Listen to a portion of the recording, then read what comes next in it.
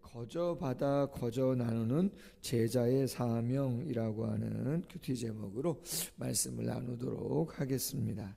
오늘 본문에 보면 예수님이 12제자를 세우시고 그들을 파송하시는 장면이 기록되어져 있습니다.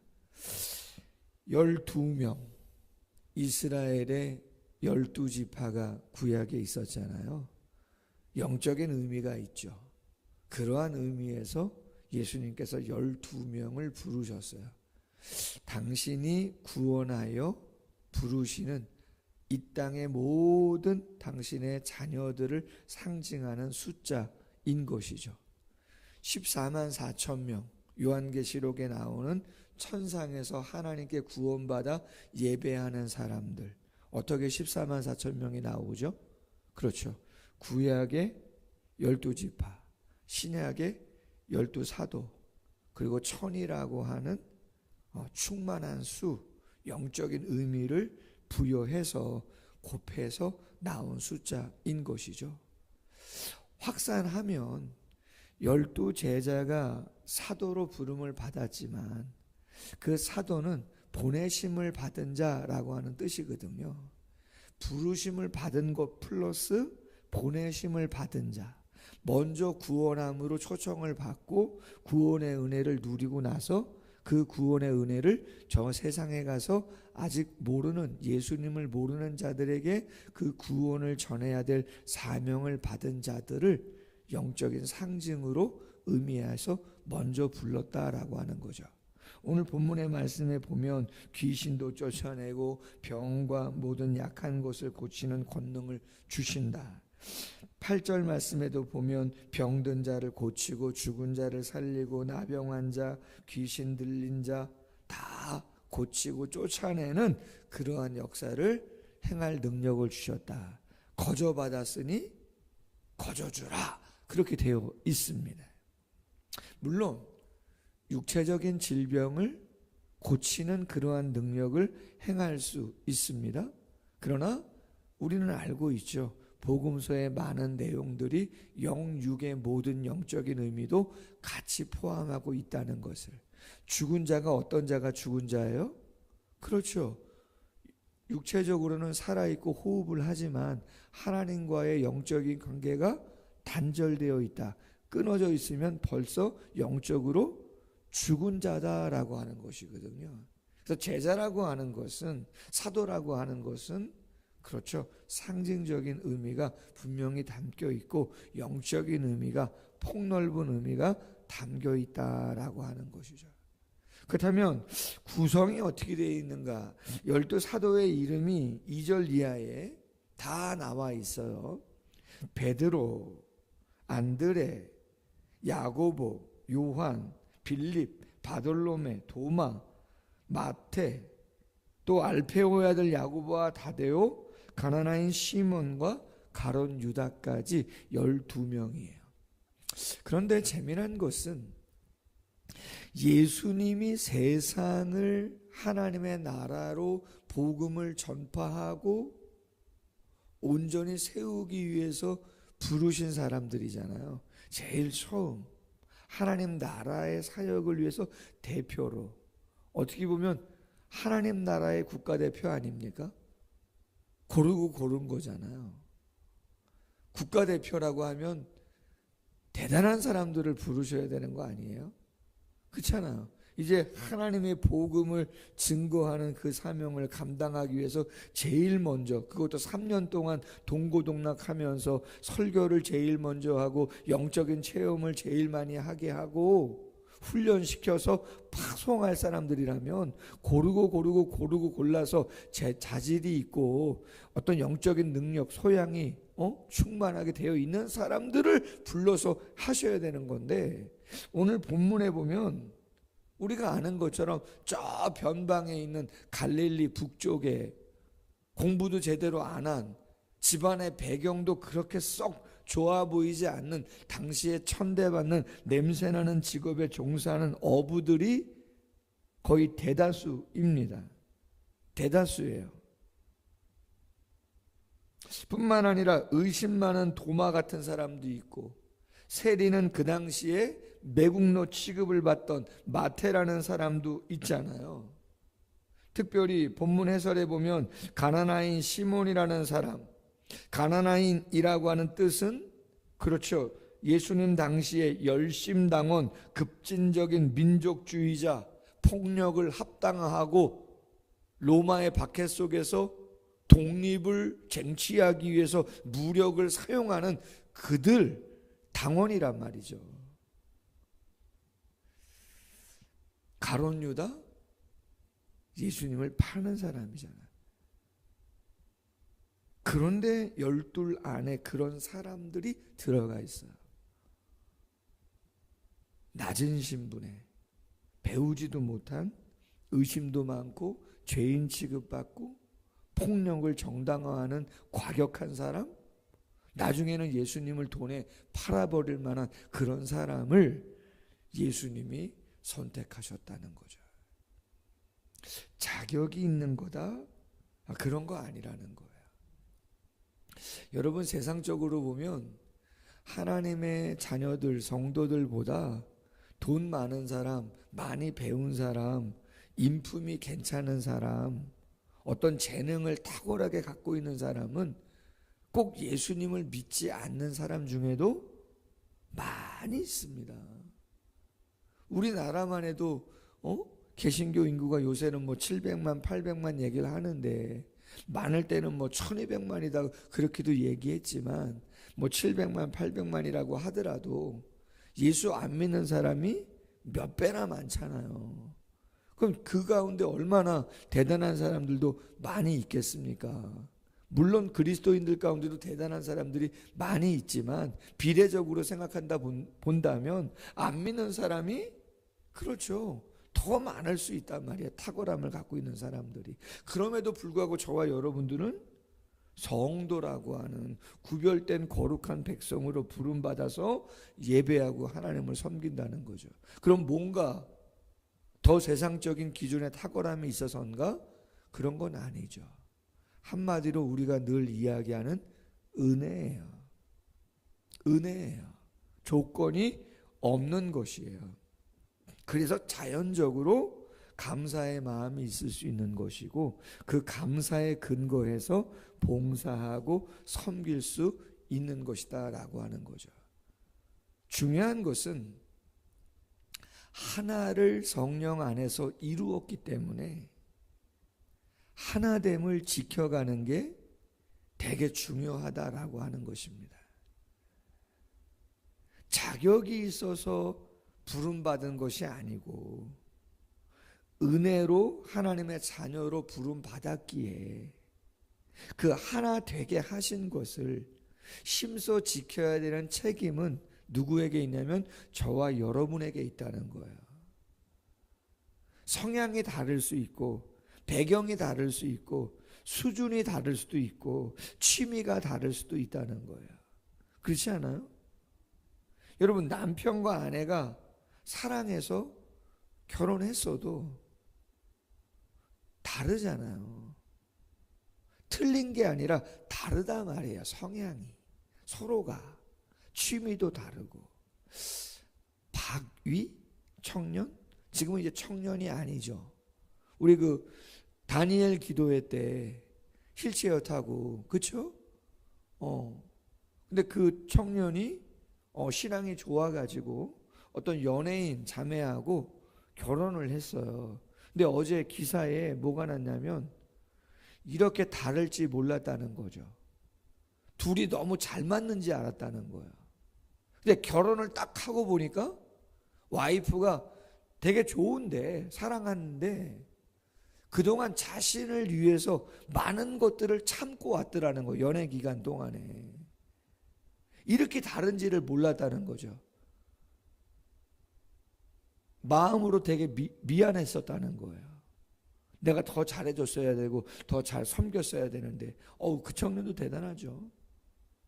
자유롭게 하라고, 편안하게 하라고, 나 당신이 그런 줄 몰랐다고 이야기하면서 이야기를 하더라 말이죠. 여러분, 교회 안에 왔는데 내가 60평생, 70평생, 80평생 살아온 거하고 김집사님, 박집사님, 이집사님의 살아온 거하고는요, 여러분 전혀 다릅니다.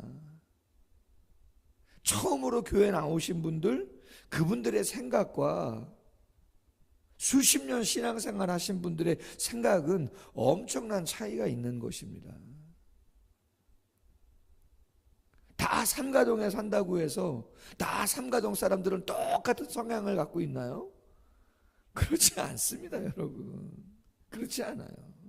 그렇기 때문에 우리가 해야 되는 일은 다른 것이 틀린 거라고 얘기하면 안 되고, 다른 교회 다니시다가 오신 분들도 많기 때문에, 어떤 분은 대형교회, 어떤 분은 개척교회, 어떤 분은 도시교회 강남에서, 어떤 분은 저 지방에서, 어떤 분은 전에 섬겼던 목사님이 부흥사인 목사님도 있을 수 있고, 어떤 분은 강해 설교하는 다른 거 아무것도 안 하고 말씀만 그냥 딱 전하고 끝나는 분도 계시고, 어떤 분은 50분 동안 설교하는 분도 계시고, 어떤 분은 20분 설교하는 분도 계시고, 수많은 그러한 배경과 상황 속에서 신앙생활 하시다 오셨기 때문에,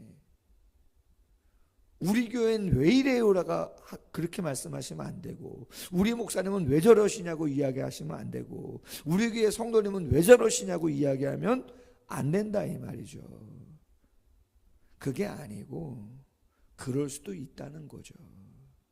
어떻게 맞춰갈 거냐, 그것을 고민하셔야 되는 거예요. 그게 먼저 내 마음속에서 고민되고, 그럼 그것을 어떠한 방법으로 어떻게 성령의 하나 되게 하신 것을 잘 지켜갈 수 있을까, 깨지 않으면서. 저 신앙이 수준이 낮고 이제 처음 신앙생활 하시는 저분인데 어떻게 맞춰갔으면 좋겠나, 쉽지는 않겠죠. 쉬운 일은 아닙니다, 결코. 너무 시험 많이 드실 이유도 없어요.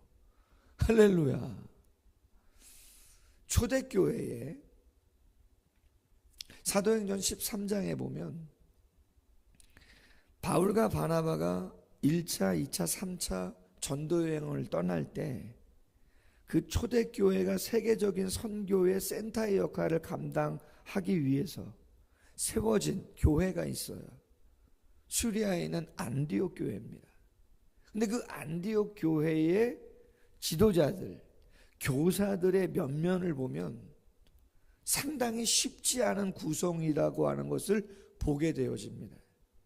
성경 사도행전 13장에 보면 바나바, 니게르라고 하는 시므온, 구레네 사람 루기오, 분봉왕 헤롯, 안티파스의 젖동생 마아난, 그리고 사울. 근데 이 사람들을 보면요, 바나바는 정통 유대인이에요. 바울도 바리새파인 중에 바리새파라고 이야기하잖아요. 베냐민 지파 사람이지만 바리새인이에요. 근데 보면 니게르라고 하는 시므온, 니게르, 니그로, 검다라고 하는 뜻이거든요. 흑인이라 말이에요. 정통 유대인의 입장에서 흑인, 아프리카 사람, 이방인은 죄인이에요. 그럼 유대인의 시각에서 교인이 들어왔는데 흑인이 들어왔다? 용납할 수 없는 이야기입니다. 유대인의 사고에서는. 그러나 복음 안에서는 품잖아요. 헤롯 가문의 사람이다? 헤롯은 매국노 취급받던 아주 못된 집안이거든요. 권력은 갖고 있지만 로마에 빌붙어가지고 거기 점수 달라고 애쓰다가 유대인들에게는 힘들게 했던 그러한 권력의 가문이거든요.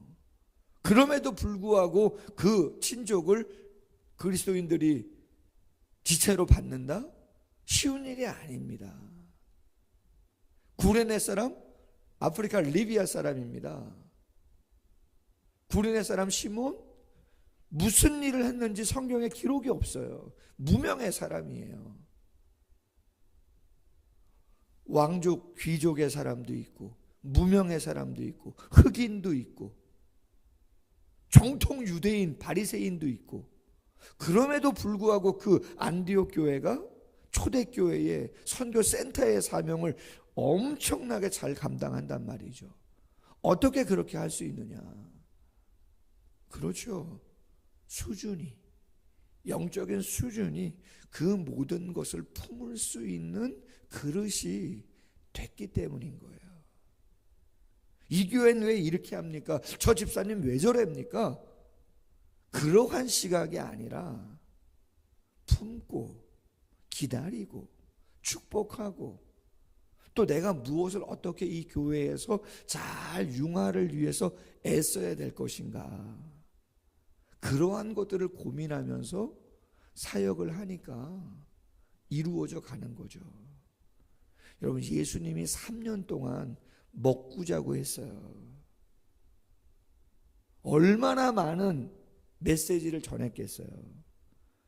그런데도 누가 크냐고 싸우고, 당신은 이제 얼마 안 있으면 죽는다 그러는데도 당신들 살 길을 찾고 권력을 찾고 심지어는 은삼십에 예수님을 팔아버리는, 우리가 옥집사님 얼마 동안 봤어요? 저희요? 아직 1년 안 됐어요? 예수님 3년 먹고 자고 했단 말이에요. 우리 식사 몇 번 했어요? 3년 동안 먹고 자고 해도 그렇잖아요. 성도님들도 마찬가지잖아요. 뭘 얼마나 알아요? 많이 몰라요. 추억이 얼마나 많이 있어요? 아니, 그렇지 않아요. 우리가 힘쓰고 애써야 될 것이 무엇인가를 잘 생각해야 되는 것이죠. 두 번째는 9절 이하에 보면 제자들을 파송하시면서 금이나 은이나 동 이런 거 갖지 말고 여행을 위하여 배낭에 두벌 옷이나 신이나 지팡이 가지지 말아라. 이유가 뭐냐? 일꾼이 자기의 먹을 거 받는 게 마땅하다, 이 말이에요. 이 말은 무슨 얘기냐면 먹고 살 거 걱정하지 말라는 거죠. 당연히 받아야 된다, 이 말이에요. 왜? 영적인 일을 하면 그 영적인 일에 대한 대가를 육적인 것으로 받는 것은 그건 당연한 거다. 소의 입에 망을 씌우지 말라고 한 것처럼 당연한 거다는 거죠. 무엇을 먹을까, 무엇을 입을까, 마실까 걱정하지 마라. 그 정도 수준으로 살아가지 말아라. 필요한 거 다 아니까 하나님이 붙여주시겠다, 이 말인 거죠. 그리고 어느 가정을 들어가든지 축복해라. 합당하면 그 가정의 축복이, 빈 축복이 그들에게 임할 것이고, 합당하지 않으면 빈 축복이 너희들에게 올 것이다. 너희들을 받아주면 거기에 가서 머물러라. 베푸는 거 받고 거기서 그렇게 살면 된다. 만약에 받지 않는다? 먼지도 털어버려라. 소돔과 고모라의 하나님의 징계가 더 가벼울 정도로 하나님이 그 강팍한 마음들을 벌하실 것이다. 이런 이야기죠. 핵심이 뭐예요? 하나님의 제자들은 사역훈련에서 이야기 나눈 것처럼 딱 3가지 자격이 있는데요. 그리스도의 제자들은 첫 번째가 전적 위탁자입니다. 전적 위탁. 마데테스라고 하는 제자라고 하는 예수님 당시의 제자들은 스승에게 내 모든 것을 맡기는 거예요. 그래서 생업도 다 내려놓고 스승을 따르는 거죠. 그래서 베드로와 다른 제자들이 그물을 버려두고 배를 버려두고 부모를 버려두고 예수를 쫓을 수 있었던 것이 그 당시에 스승과 제자, 지금의 사제지간을 생각하면 안 되는 것이고 그러한 의미거든요. 그래서 전적 위탁인 거예요. 나의 모든 것을 스승에게 거는 거죠. 그래서 바나바나 바울이나 전도 여행하고 떠날 때 그와 같은 마음으로 올인하는 거예요. 근데 여러분 보세요. 사도행전 16장에 빌립보에 갔을 때 14절 이하에 두아디라 시에 있는 자색 옷감 장사로서 하나님을 섬기는 루디아라 하는 한 여자가 말을 듣고 있을 때 주께서 그 마음을 열어 바울의 말을 따르게 하신지라. 그와 그 집이 다 세례를 받고 우리에게 청하여 이르되 만일 나를 주 믿는 자로 알거든 내 집에 들어와 유하라 하고 강권하여 머물게 하니라. 자주장사 루디아, 여유가 있는 여인, 복음을 듣고 성령이 마음의 문을 열게 하죠. 그리고 그렇죠, 초청합니다. 우리 집에 유하셔라, 거하셔라. 내가 대접하고 섬기겠다, 내가 예수를 믿겠다, 동역하겠다, 이런 이야기인 거죠. 사도행전 18장 1절 이하에 보면 바울이 아덴을 떠나 고린도에 이를 때 아굴라라 하는 본도에서 난 유대인 한 사람을 만나니 글라우디오가 모든 유대인들에게 명하여 로마에서 떠나라 한 고로 그가 그 안에 브리스길라와 함께 이탈리아 로마로부터 새로 온지라. 바울이 그들에게 감에 생업이 같으므로 함께 살며 일을 하니 그 생업은 천막을 만드는 것이니라. 브리스길라와 아굴라 부부가 고린도에 온 바울과 자기들도 로마에서 추방당하여 왔는데 같이 만나죠. 만나게 하신 거죠. 사랑을 그리는 교회에서 만나게 하신 거죠. 아멘. 그래서 하나님을 섬기고 같이 동역하며 주의 뜻을 이루고자 마음을 모두우도록 하나님이 은혜를 주시는 거죠. 그래서 성도는 하나님의 일을 위해서 부름받아 사명을 감당할 때 꼭 12 사도에게만 국한된 게 아니라고 서두에 말씀드렸잖아요. 영적인 의미가 하나님의 백성들을 상징하는 것이라고 말씀드렸기 때문에 어떤 의미로 삶을 살아가야 되느냐, 하나 되게 하신 것을 힘써 지키는 그러한 애씀이 필요하고, 삶을 살아갈 때 그렇죠, 교회를 이루어서 조직과 운영을 위해서 함께 뜻을 모두어 애쓰는 것들, 힘들고 어렵지만 당연히 가정경제 챙기셔야죠. 자녀들도 챙기시고 노후도 생각하시고 애쓰지만 하나님의 몸된 교회의 사역들을 위해서 마음을 모두고 물질을 모두고 시간을 모두고 재능을 모두어서 하나님의 사역을 위해서 전적 위탁자로서의 그러한 마음으로 동역하는 것들이 필요한 것임을 성경이 우리에게 이야기하고 있는 것이죠. 잘하고 계시죠. 사랑을 그리는 교회 성도님들이 전 좋은 의미의 자신감이 좀 있고 감사함이 많이 있어요. 이 어려운 때에 그래도 성도님들이 힘에 지나도록 물질로도 섬기시고 또 예배에도 열심히 하시고 소그룹 모임도 열심히 하시려고 애쓰시는 모습들을 볼 때 참 감사한 마음이 꽤 많이 있습니다. 그래서 우리 성도님들 그러한 부분들 감사한 마음이 있는 거 기억해 주시고, 또 저만 그런 게 아니라 서로가 서로에게 감사한 거 아니겠습니까? 그러한 마음으로 예수님께서 12제자를 부르시고 훈련시키시고 보내시는데, 오늘 본문에서 우리 모두에게도 부르시고 보내시는 사명이 있음을 기억하고 어떻게 공동체를 이룰까, 어떤 마인드로, 그리고 세상에 나아갈 때 하나님이 책임져 주신다라고 하는 확신을 가지고 우리의 삶을 잘 이루어가기를 주님의 이름으로 소원합니다. 기도하겠습니다. 거저받았으니 거저주라. 제자의 사명이 무엇인가? 오늘 12제자를 부르시고 훈련시키시고 능력을 주시고 그들을 보내시는 예수 그리스도의 마음과 생각이 담겨 있습니다. 주님, 자격 있어 부르신 거 아님을 알고 있습니다. 12제자의 면면을 바라본다면, 초대교회 안디옥 교회의 선지자와 교사들의 면면을 바라본다면 자격 있어서 어떻게 이런 구성원들의 면면으로 하나됨을 이루어갈까 쉽지 않았겠다 생각되어지는 그러한 구성원들의 모습입니다. 우리 교회도, 한국 교회도 그럴 수 있지 않겠습니까? 자격 보고 고른 것이 아니라 은혜와 사랑으로 기대 속에서 하나님이 우리를 불러주신 줄로 믿습니다. 감사가 있게 하시고 어떻게 성령의 하나 되게 하신 것을 힘써 지키며 하나님의 공동체를 잘 이루어 갈 것인가 애쓰고 고민하는 저희들 될 수 있도록 도와주시기를 원합니다.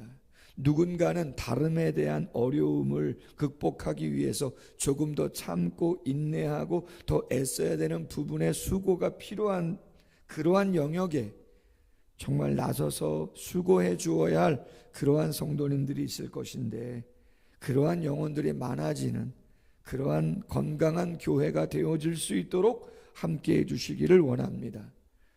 파송하는 그 제자들에게 무엇을 입을까, 무엇을 먹을까, 무엇을 마실까 걱정하지 말고 하나님이 베풀어 주시고 채워 주실 것을 이야기하고 있습니다. 전적인 위탁자들 아닙니까?